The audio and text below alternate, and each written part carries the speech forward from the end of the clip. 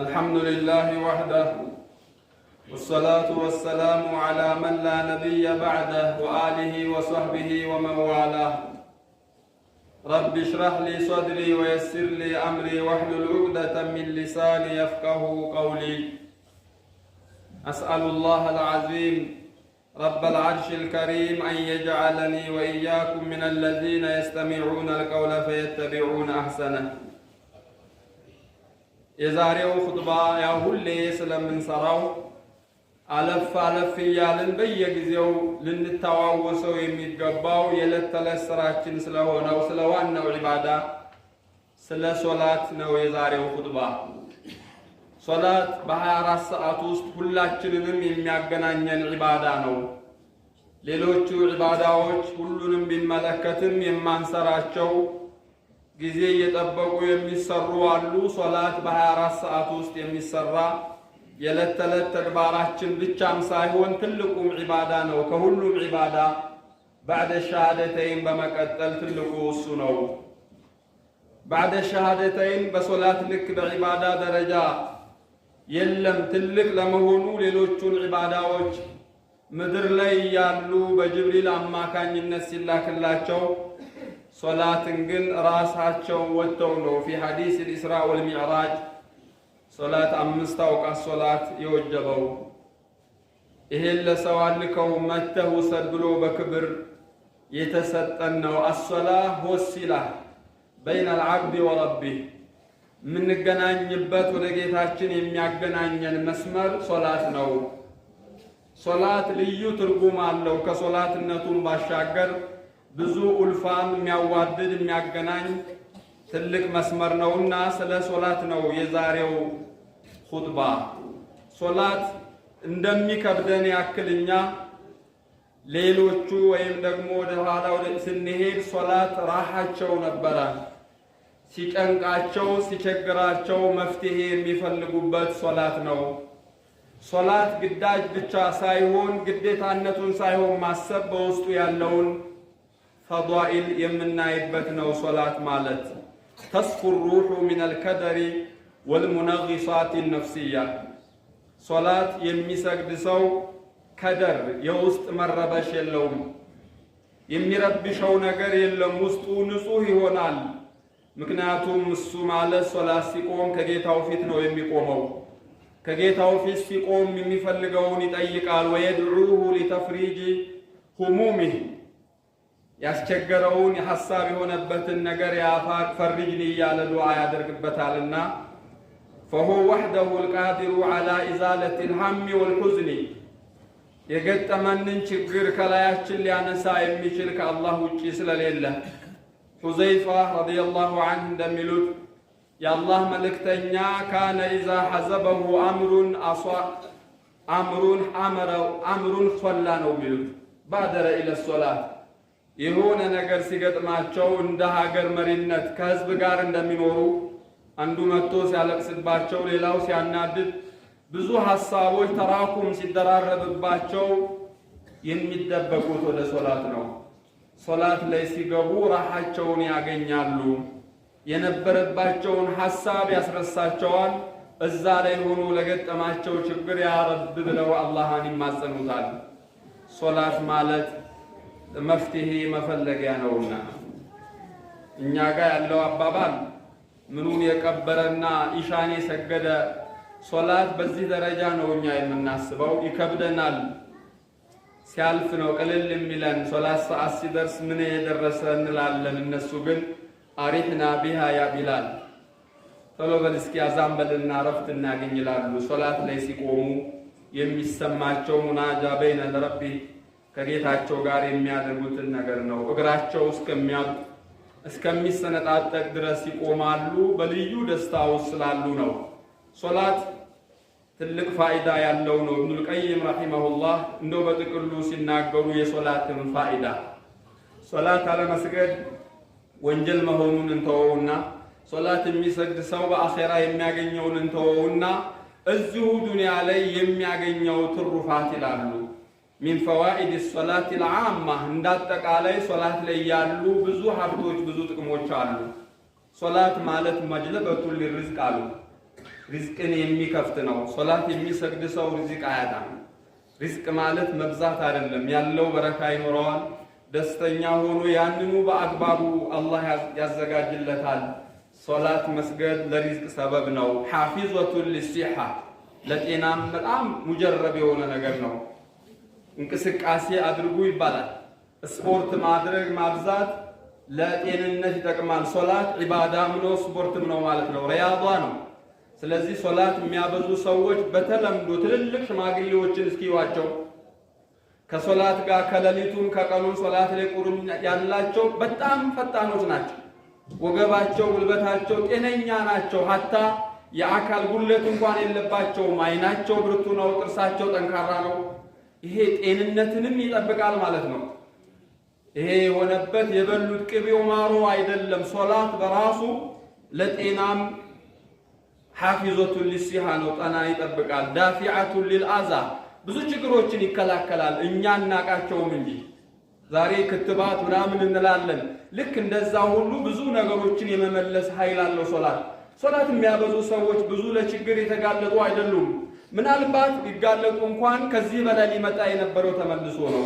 ዳፊዓቱን ሊልአዛ ሶላት ማለት ብዙ ነገርን ይከለክላል። ሙጥሪደቱን ሊልአድዋ ብዙ በሽታዎችንም የመከላከል ኃይል አለው።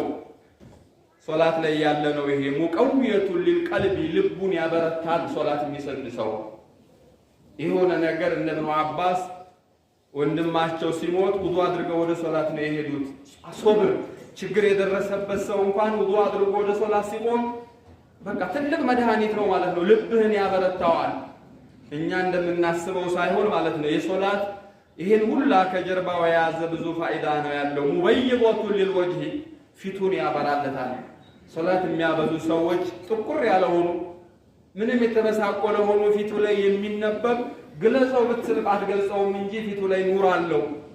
ይሄ ፊቱ መጥቆሩ አይደለም ምኑ ሳይሆን ከሶላት ያለው ፋይዳ ይሄ ሁላ ነው። ሙፈሪሐቱን ሊነፍሲ ውስጡ ላይ ደስታ ነው ያለው።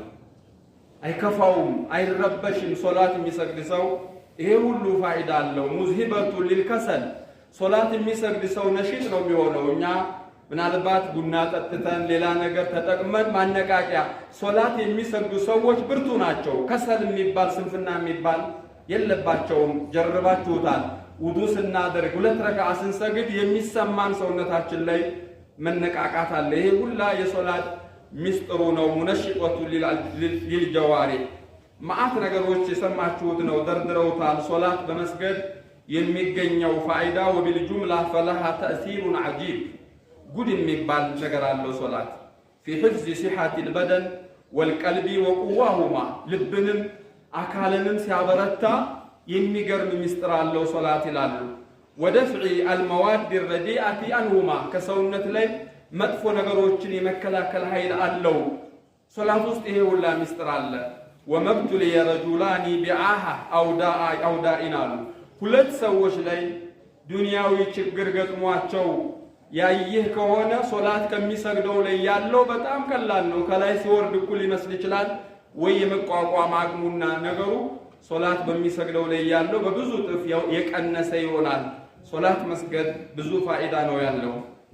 አጅር ብቻ አይደለም፣ ባለመስገድህ መጠየቅህን ብቻ ሳይሆን ሶላትን አብዝቶ መስገድ፣ ሶላትን በአግባቡ መስገድ የሚገኘው ፋይዳ በጣም አሁን ከሚባለው በላይ ነው። ሶላት በተለይ ባሰጋገድህ ልክ ነው። የረካዓ ብዛቱ ብቻ አይደለም፣ ጥራቱ፣ ሽሩጡን፣ አርካኑን፣ አዳቡን አሟልተህ በሰገድከው ቁጥር አሁን የተባሉ ነገሮች የሚገኙበት ፋይዳ እጅግ ብዙ ነው።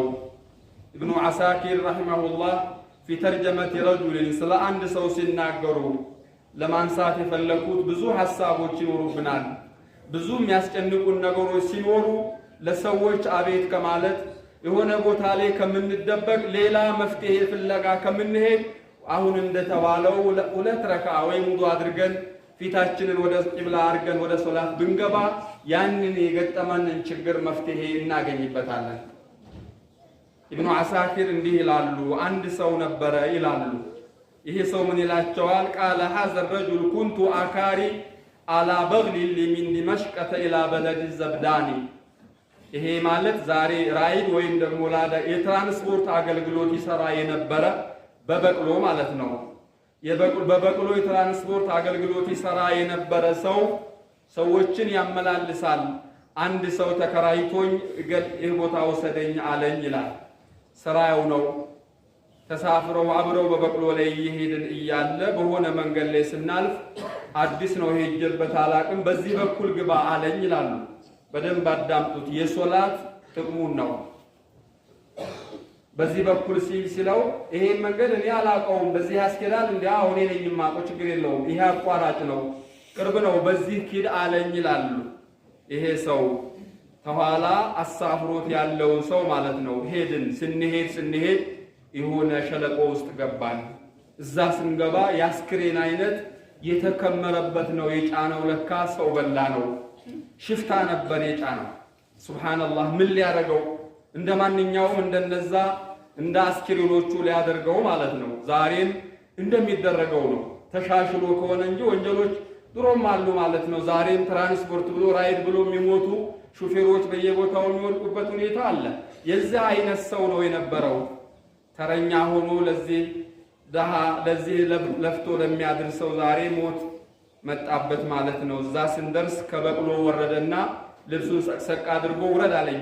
ምንድነው ጉዳዩ? ውረድ። ሊገለኝ መሆኑን ሳይ ሲሸሽ ላመልጥ አልቻልኩም። ደረሰብኝ። ለመንኩት።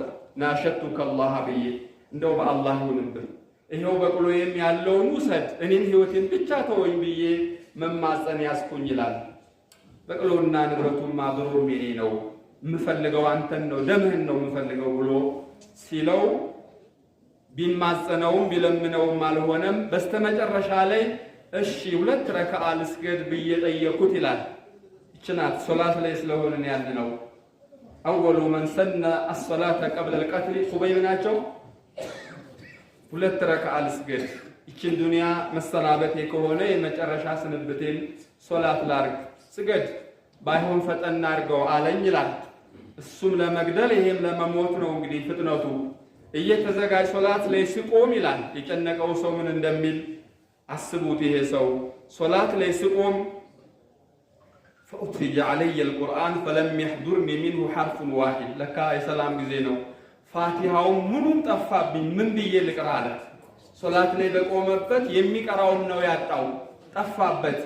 በዚሁ መሃል የሆነች አያ አላህ አስታውሶት فأجرى الله على لساني قوله تعالى أمن يجيب المضطر إذا دعاه ويكشف السوء ይቺ አያ መጣችለት። في ضمنها الدعاء አለባት أمن يجيب المضطر እንዲህ ተጨንቆ አላህን የሚለምን ሰው ጥያቄ መልስ የሚሰጥ ማን አለ? ማንም የለም ከአላህ በስተቀር።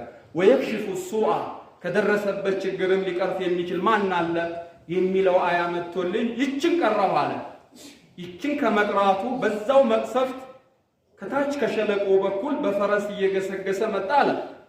ኢብኑ አሳኪር የገለጹት ነው እንግዲህ ተረት አይደለም። ምን አይነት ተአምር መጣ እዛ በረሃ ውስጥ እዛ ጫካ ውስጥ በዚሁ ቅስፈት በዚህ ፍጥነት ፈረሰኛ መጣና وبيده حربة فرمى بها الرجل فما أخطأ فؤاده እዛው ባለበት ቢተኩስ ደረቱን ልቡን ብሎ ጣለው። ሱብሃንአላህ ወደ ሶላት መግባት ወደ አላህ መቆም ነው። አላህን ከልብ ከለመንክ አላህ ፈጣን ነው። በዚህ ፍጥነት ደረሰለት። ደረቱን ብሎ ልቡን ብሎ ጣለውና የጭንቀቱን ከሞት የተነሳ ነው የሰውዬ ሞቱን ያወቀ የነበረ ከሞት ተርፎ ፈረሰኛውን ሄዶ ልጓሙን ያዝ አድርጎ ቢላሂ መን አንተ ከየት ነው የመጣው ማነህ በዚህ ሰዓት ብሎ ሲለው فقال انا رسول الله الذي يجيب المضطر اذا دعاه ويكشف السوء እንዲህ ነው በእንደዚህ የምርድ ጊዜ ሲለምኑት ፈጣን ደራሽ ሆኖ የአላህ መልእክተኛ ነኝ። መላእክት ነበረ መላእክት መጥቶ ነው የደረሰለትና فاخذت البغل والحمل ورجعت سالما ይሄው ሊሞት የነበረው በዚህ መልኩ ፈረሱንም ንብረቱንም ይዞ በሰላም ወደ ቤቴ መጣሁ ብሎ ነግሮናል ብለው ኢብኑ አሳኪር ይናገራሉ። ብዙ ችግሮች ሲገጥሙን ለሊት ብድግ በል ቀንም ይሁን በማንኛውም ሰዓት ውዱእን አድርገህ ለብቻ ገባ ብለህ ያ ረብ በል እስኪ፣ እንደውም ቁር ይበል እስኪ። ብዙ ችግሮች አሉብን የተወሳሰቡ። ለዚህ ሁሉ መፍትሄ የሚኖረው ከአላህ ብቻ ነውና የምናገኘው። ሶላት ማለት በእጃችን ላይ ያለ ትልቅ ሀብት ነው። ለጭንቀቶቻችን ለችግራችን ሁሉ መፍትሄ የምናገኝበትም ይሄ ነው። የአኺራውን እንኳን ትተነው ዱንያም ሀገር ላይ መሳሪያችን ነው። ዱዓ ማረግ ማለት ሶላት ላይ ያለ ማለት ነው። እና የሶላት ነገር አለፍ አለፍ እያለን እናንሳው። ምለው ችላ እየተባለ በመሃል ይዘነጋል፣ እንረሳዋለን። ትንሽ ምክንያት እንፈልግና እናሳልፈዋለን፣ እንገፋዋለን። ይሄውም ሶላት ሆኖ ስንሰግድም ደግሞ ሌባ ሶላት ከሌባ ሁሉ ሌባ ሶላቱን የሚሰርቅ ነው አሉ። ሶላት ይሰረቃል? አዎ ይሰረቃል። ከነቂር ቢክ እንደ ዶሮ ጠሬ እንደምንለቅም ጣጣ አድርጎ የሚሄድ ሰው ይሄም ሶላት ሆኖ እሱም ሶላት ሰዓቱ የሚያልፍ ብዙ ነገር የጎደለው የረሳንን የምናስብበት ጭራሽ እንደውም የሐሳባችን ምንጭ የሚሆንበት ሶላት። ይህንኑም ቢሆን ለማስተካከል በመሞከር ለሶላት ቦታ በመስጠት ማንኛውንም ሶላት ስንችል በጀማዓ እንደው አለዛ ሰዓቱ ሳያልፍና ሶላት ማንነቱን በመረዳት መስገድ ያለብን ነገር ነው። ስለ ሶላት ለማንሳት ይሄን ነው። በወንዶችም በኩል በሴቶችም በኩል የሶላት ጉዳይ ጥያቄ ውስጥ እየገባ ነው። ሌላ ምንም የለንም። ስለ ሶደቃም፣ ስለ ጾሙም፣ ስለ ሌሎች ኢባዳዎች አላህ ያገራላቸው በትንሹ ካሉ ነው። ይሄ ሶላት ግን ምንም ሊተካው የማይችል ነው። አወሉ ማ ዩሐሰቡ ዐለይሂ ልኢንሳን የውም ልቅያማ ሶላት። የቅያማ ቀን ፋይል ሲከፈት የመጀመሪያ የሶላት ፋይል ታይቶ ሶላቱ ካለፈ በቂ ነው፣ ለሚዛን ማሳለፊያ ይሆናል። ሌላው ይታለፋል። ሶላቱ ከጎደለ ምንም ሲጠራቀም ቢውል ሌላው አይሞላው። ሶላት ላይ ባካችሁ ችላ አንበል። ሱብህ ላይ ኢሻ ላይ አስቀሉ ሶላት ያለ ሙናፊቂን በራሳችን ላይ ማንነታችንን ፈትሽ እንጂ እየተነገረ ያለው የአላህ መልእክተኛ የነገሩን ሐዲስ ለእኛ እንጂ ለሌላ አይደለም። ሶላት በሙናፊቅ ላይ የሚከብዱት ሁለቶቹ ናቸው ይላሉ። ራስህን ሱብህ ላይ ካጣኸው መስጂድ ላይ ካጣህ ሙናፊቅ ነኝ ብለህ ወስን። የሙናፊቅ እምነት ምልክት እንዳለብን ለዚህ ነገር ቦታ መስጠት ይኖርብናልና ሶላት በሁሉም ዘርፍ ላይ ከየትኛውም ቅድሚያ የሚሰጠው ነው። አሁን ስራ ላይ ነኝ፣ አሁን ቢዚ ነኝ፣ አሁን እንዲሆኛለሁ። ሀታ የታመመ ሰው እንኳን ሶላት ሊቀርለት አልተፈቀደም። የታመመ ሰው የተኛ ሰው ዛሬ እኛ ራሳችንን ካመመን የለም ስለ ሶላት የሚያስብ የለም። ሶሊ ቃኢመን ፈኢን ለም ተቅዲር ፈቃዒደን ነው። ካልቻልክ ቁጭ ብለህ ካልቻልክ ተኝተህ ትሰግዳለህ እንጂ ሶላት አይቀር። ውሃ ብታጣ በተይሙም የተባልነው ቦታው ቢጠፋ አቅጣጫ ወዳገኘበት ሶላት አያልፍም። ግን አፈር ውሃ እንኳን ቢጠፋ ዝም ብሎ ይሰገዳል። ሶላት የተፈቀደበት ጊዜ የለም እንዲቀር። ቢፈቀድ ጦር ሜዳ ላይ ይቀር ነበር። ሶላት አስተጋገሩን ነው የዘረጋላቸው እንጂ ሶላት አልቀረም። ጦር ሜዳ ላይ ሰይፍ እየጮኸ አንገት ላይ እያደረገ ሶላት ስገድ። ያስተጋገር ሁኔታው ምናልባት ቂብላም ላጠብቅ ትችላለህ፣ ሩኩዕ ስጁድ ላጠብቅ ትችላለህ እንጂ ሶላት ግን አልቀረም። ሶላት አንድም ቦታ ላይ አልቀረም። አንድም ቦታ ላይ ነው የምላችሁ። ምናልባት ተኝቶ ወይም ረስቶ ካልሆነ በስተቀር እሱም ለጊዜው ማለት ነው። የሶላት ጉዳይ እስከ መጨረሻ እስትንፋሻችን ሊሆን ነው የሚገባው። ልንለምደው ቦታ ልንሰጠው የሚገባ ነገር ነው ሶላት። አላህ ያግራልን። ጀዐለኒ አላሁ ወኢያኩም ሚነ ለዚነ የስተሚዑነ አልቀውለ ፈየተቢዑነ አሕሰነሁ